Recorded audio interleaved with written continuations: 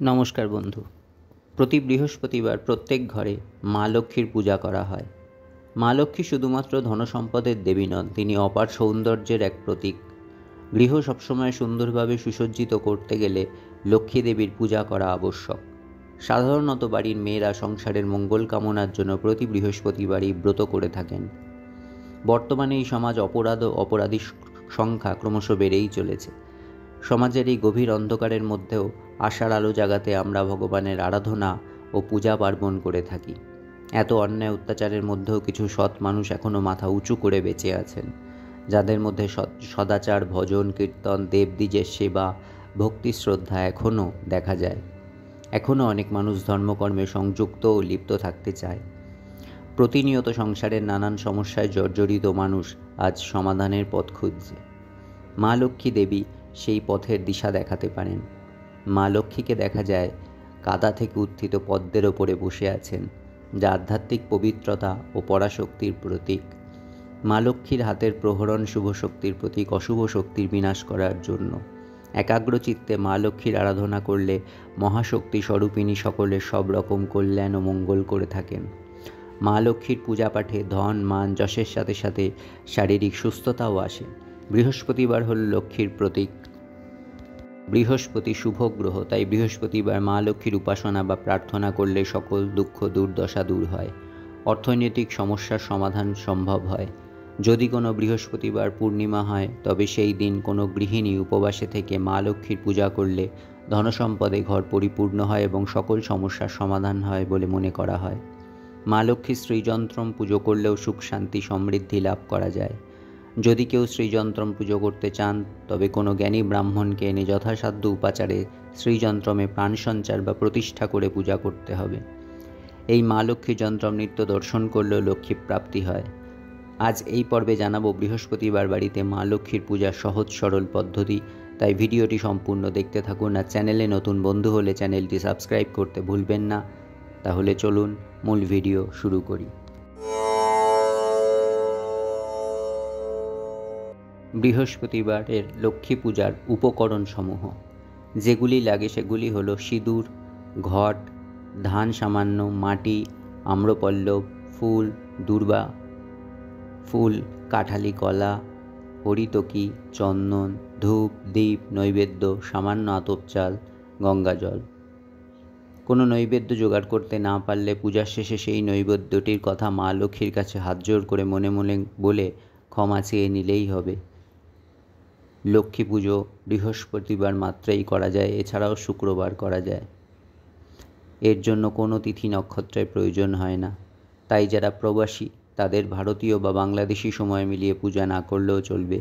যে দেশে যেমন বৃহস্পতিবার আছে সেই দেশে তেমনই চলবে, সেমনইভাবেই করা যায়।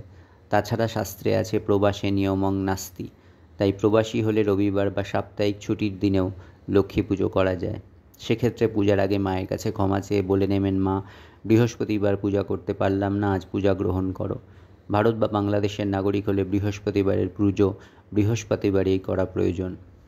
লক্ষ্মী পূজায় ঘণ্টা বাজাবেন না, মা লক্ষ্মীকে তুলসী পাতা দেবেন না। কিন্তু লক্ষ্মী পূজার পর একটি ফুল ও দুটি তুলসী পাতা নিয়ে নারায়ণকে পূজা করতে পারবেন। লক্ষ্মী পুজো সাধারণত সন্ধ্যাবেলা করা হয়, তবে অনেকে সকালেও করে ফেলেন সময় অভাবে। সকালে করলে সকাল 9টার মধ্যে করা উত্তম। পূজার পর মা লক্ষ্মীর ব্রতকথা পাঠ করতে হয়, পাঁচালি পাঠ করতে হয়। লক্ষ্মী পূজায় লোহা বা স্টিলের বাসনপত্র ব্যবহার করা উচিত নয়। লোহা দিয়ে অলক্ষ্মীকে পুজো করা হয়, তাই লোহা থাকলে লক্ষ্মী গৃহ ত্যাগ করে চলে যান। পূজা প্রণালী কীরকম? প্রথমে মাথায় একটু গঙ্গাজল দিয়ে নারায়ণকে স্মরণ করুন। পূজার আগে মাথায় জল দিয়ে দেহ ও নারায়ণকে স্মরণ করে মন শুদ্ধ করে নেবেন। তারপর সূর্যদেবের উদ্দেশ্যে একটু জল নিন। যে কোনো পূজার আগে আমাদের প্রাণশক্তির উৎস সূর্যকে জল প্রদান করার নিয়ম, তাই জল দেওয়ার জন্য ঠাকুরের সিংহাসনে একটি ছোট তামার পাত্র সবসময় রাখবেন। সূর্যের নাম করে সেই কুশিতে জল নিয়ে তামার পাত্রে রাখবেন। তারপর সংসারের সকলের মঙ্গল কামনা করবেন। এরপর একটু গঙ্গা জল আপনার পূজার আসন, পূজার ফুল, নৈবেদ্য ইত্যাদি উপকরণের উপর ছিটিয়ে দেবেন। এইভাবে পূজার নৈবেদ্যগুলিকে শুদ্ধ করে নিতে হয়। এরপর মা লক্ষ্মীর সামনে সামান্য ধান ও এক চিমটি মাটি ছড়িয়ে দিয়ে তার ওপর জল ভরা ঘট প্রতিষ্ঠা করবেন। ঘটের গায়ে সিঁদুর দিয়ে মঙ্গল চিহ্ন এঁকে দেবেন। ঘটে একটি পঞ্চপাতা নামের পল্লব ও তার উপর একটি কলা বা হর্তুকি দিয়ে উপরে একটি ফুল দেবেন। ইচ্ছা করলে ঘটে ওং মা লক্ষ্মীও লিখতে পারেন।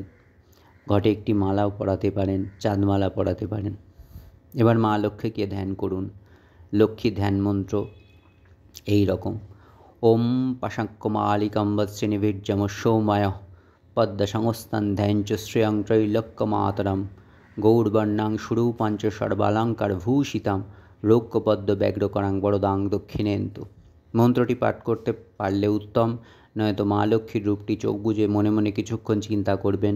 এরপর মা লক্ষ্মীকে আপনার ঘরে আহ্বান করবেন। আহ্বান মন্ত্রটি হল: ওম লক্ষ্মী দেবী ইহা গচ্ছ ইহা গচ্ছ ইহ তিষ্ঠ ইহ তিষ্ঠ ইহ সন্নিধেহি ইহ সন্নিরুদ্ধস্য আত্মাধিষ্ঠানং কুরু ম পূজাং গৃহাণ। সংস্কৃত মন্ত্র পড়তে অসমর্থ হলে বাংলায় বলবেন: এসো মা লক্ষ্মী, বসো মা লক্ষ্মী, যতক্ষণ তোমার পূজা করি ততক্ষণ তুমি আমার ঘরে স্থির হয়ে থাকো মা। তারপর ভাববেন মা লক্ষ্মী আপনার হৃদয়ে এসে বসে আপনার দেওয়া ফুল নৈবেদ্য গ্রহণ করছেন। একে বলে মানস পূজা। এরপর আপনার পূজা নৈবেদ্যগুলি একে একে মা লক্ষ্মীকে নিবেদন করবেন। মা লক্ষ্মী আপনার ঘরে পূজা নিতে এলে তাই প্রথমেই একটুখানি জল ঘটের পাশের লক্ষ্মী পদচিহ্নে দেবেন। এটি মা লক্ষ্মীর পা ধোয়ার জল। এরপর দূর্বা ও একটু আতপ চাল ঘটে দেবেন, এটি হলো অর্ঘ্য।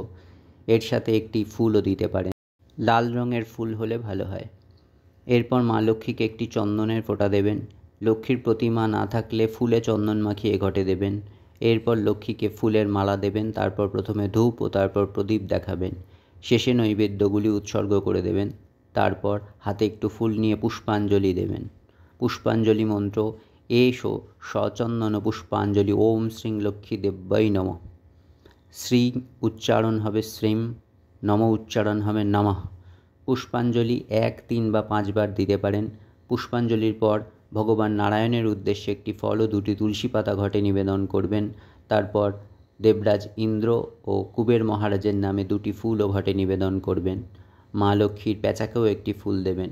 আপনি যদি দীক্ষিত হন তবে এরপর আপনার গুরুমন্ত্র যথাশক্তি জপ করে মা লক্ষ্মীর বাঁ হাতের উদ্দেশ্যে জপ সমর্পণ করবেন।